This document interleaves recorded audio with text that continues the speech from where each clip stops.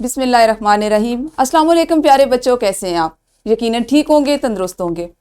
پیارے بچوں، آپ جانتے ہیں ہم پڑھ رہے ہیں اپنی اردو، اور جماعت ہے ہماری چہارم، یعنی ہم اپنی اردو کی چوتھی کتاب پڑھ رہے ہیں، جس میں ہمارا سبق جس کا ہم نے آغاز کر رکھا ہے اس کا عنوان ہے ٹیپو سلطان۔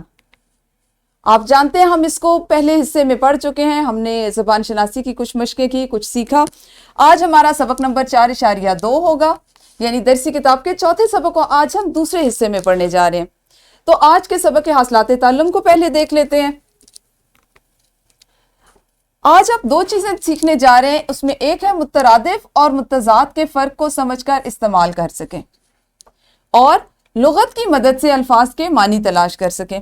آپ جانتے ہیں ہم پہلے سے لغت کا استعمال سیکھ چکے ہیں، میں نے آپ کو تفصیلاً بتایا کہ لغت کو کس طرح سے، اگر آپ کے پاس وہ کتاب کی صورت میں موجود ہے تو کیسے آپ نے اس کو استعمال کرنا ہے، لغت میں کون کون سی تفاصیل دی جاتی ہیں، اور اگر آپ ڈیجیٹل لغت یعنی آن لائن لغت کو دیکھ رہے ہیں تو اس کو آپ نے کس طرح سے استعمال کرنا ہے، اور اس کے کون کون سی اس میں ایسی خاص چیزیں ہوتی ہیں جس کو آپ ڈھونڈ سکتے ہیں۔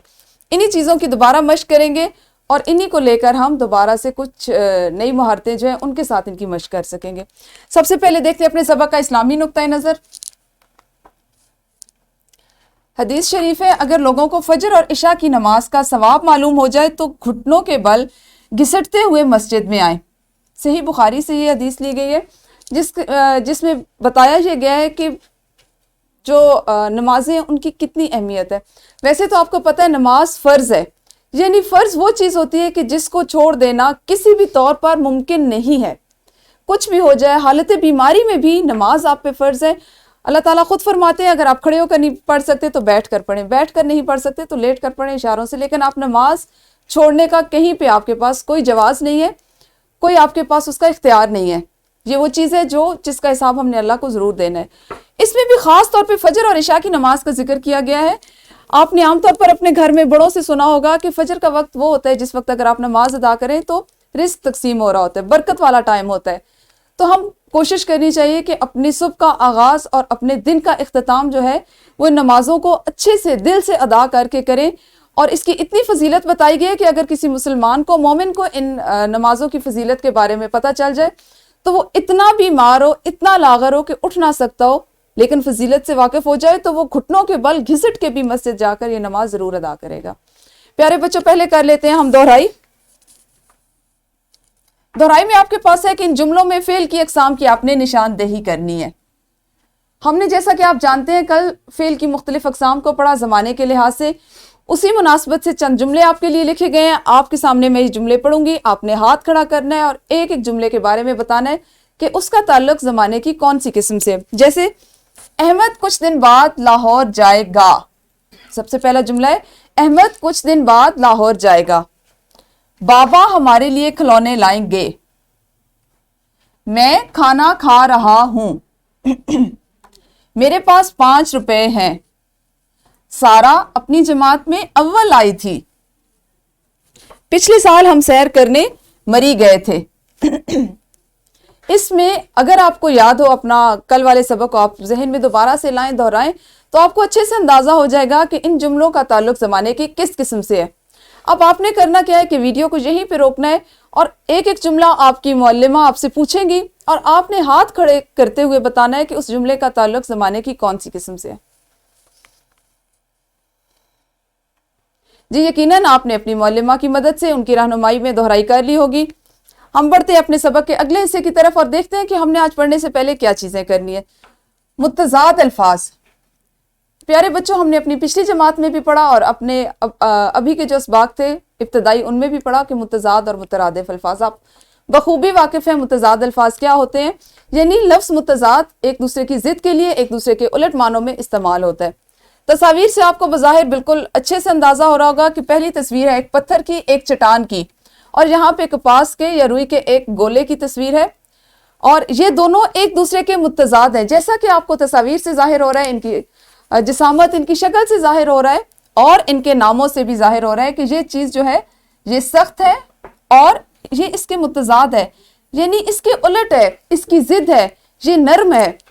تو ایک دوسرے سے مخالف ہونا، ایک دوسرے کی ضد ہونا، وہ ہمارے پاس متضاد کے معنی میں استعمال ہوتا ہے۔ اسی طرح سے مترادف الفاظ، لفظ مترادف جو ہے اس کو ہم معنی الفاظ کے لیے بھی استعمال کرتے ہیں، جس کا ایک مطلب یہ بھی ہوتا ہے کہ ہم معنی الفاظ، یعنی ایک ہی لفظ کے کئی معنی ہونا۔ اب یہاں پر فرق کیا ہوتا ہے کہ ہم اس لفظ کو جملے کی اور موقع کی مناسبت سے استعمال کرتے ہیں۔ جیسے آپ کے پاس یہاں پہ پہلی جو ایک تصویر ہے اس میں ایک مینار دکھایا گیا ہے اور مینار کے ساتھ لکھا ہوا ہے بلند۔ اگر ہم اس کے ساتھ اسی تصویر کو دیکھیں تو بلند کے لیے ہم جو اگلا ایک اور مترادف لفظ استعمال کرتے ہیں وہ ہوتا ہے اونچا۔ بلند، اونچا، مترادف ایک سے زیادہ بھی ہو سکتے ہیں، متضاد عموماً ہر لفظ کا ایک ہی ہوتا ہے۔ اسی طرح سے آج آپ دیکھیں کہ ہم نے مترادف اور متضاد کے فرق کو پہچاننا ہے اور اس کے ساتھ ساتھ ہم نے اردو لغت کا استعمال بھی سیکھنا ہے، جو کہ آپ سیکھ چکے ہیں۔ مزید ہم اس پہ کچھ سرگرمیاں کر لیں گے۔ تو لغت کی مدد سے آج ہم نے الفاظ کے معنی تلاش کرنا سیکھنے ہیں اور متضاد اور مترادف کی پہچان کرنی ہے۔ پہچان کرنا اس لیے ضروری ہے کہ جس وقت آپ کو کوئی جملے لکھنے کے لیے دیے جائیں تو آپ کو پتا ہو کہ کہاں پر مترادف استعمال ہو رہا ہے اور کہاں پر آپ متضاد کا استعمال کریں گے۔ بعض اوقات ایسا ہوتا ہے کہ مترادف اور کہ متضاد الفاظ جو ہوتے ہیں وہ دونوں متضاد ایک جملے میں بھی آتے ہیں، جیسے حق و باطل۔ حق و باطل کے مارکے میں اس میں حق اور باطل ایک دوسرے کے متضاد ہیں لیکن ایک ہی جملے میں بولے جا رہے ہیں۔ ہم نے آج جو چیز پڑھنی ہے وہ ہے لغت سے الفاظ کے معنی ہی نہیں دیکھتے بلکہ ہم نئے نئے الفاظ بھی تلاش کر سکتے ہیں۔ جب ہم پہلے اس سے پچھلا جو سبق پڑھے تھے جس میں ہم نے لغت کا استعمال سیکھا تب بھی میں نے آپ کو یہ بات سمجھائی تھی کہ آپ نے اگر اپنے ذخیرہ الفاظ میں اضافہ کرنا ہو تو ہم اس کا بہترین ذریعہ یہ ہوتا ہے، بہترین طریقہ یہ ہوتا ہے کہ ہم لغت کا استعمال کرتے ہیں۔ الفاظ کے معنی ہی دراصل ہمارے پاس نئے الفاظ ہوتے ہیں۔ لغت میں الفاظ الف بائی ترتیب سے لکھے ہوتے ہیں۔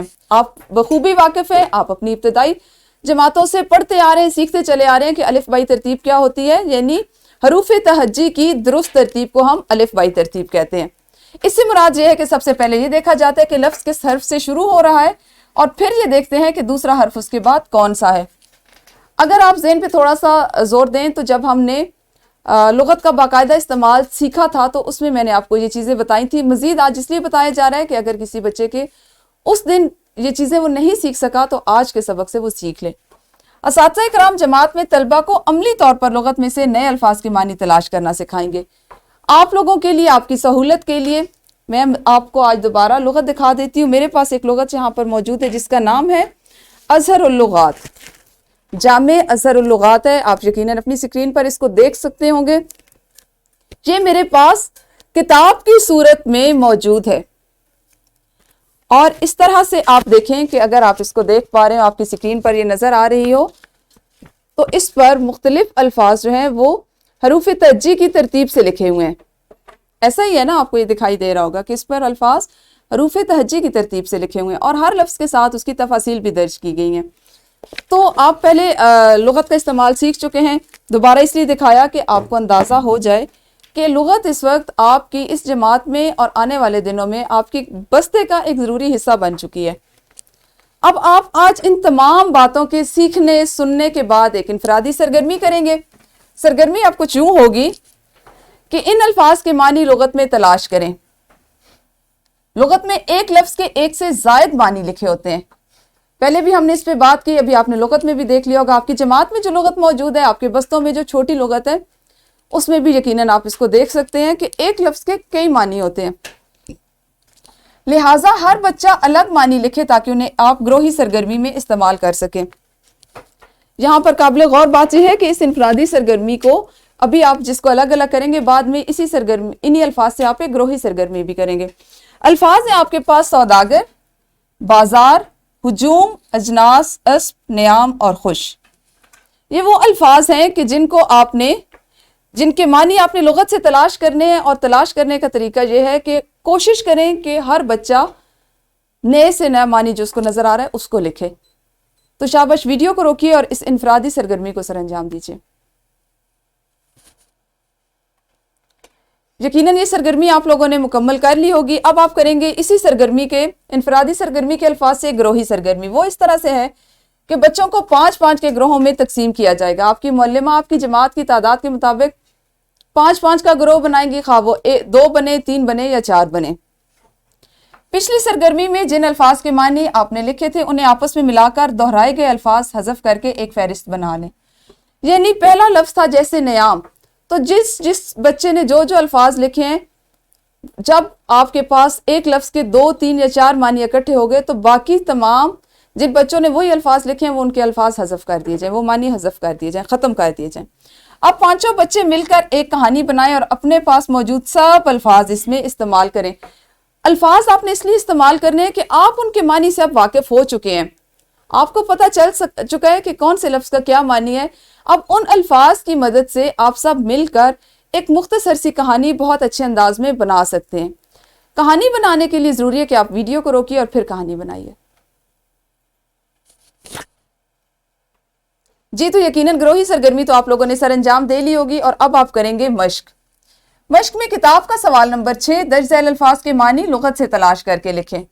ہم چونکہ آج لغت کو ہی سیکھ رہے ہیں، لغت کے بارے میں پڑھ رہے ہیں اور یہی ہمارا آج کا مقصد تدریس ہے.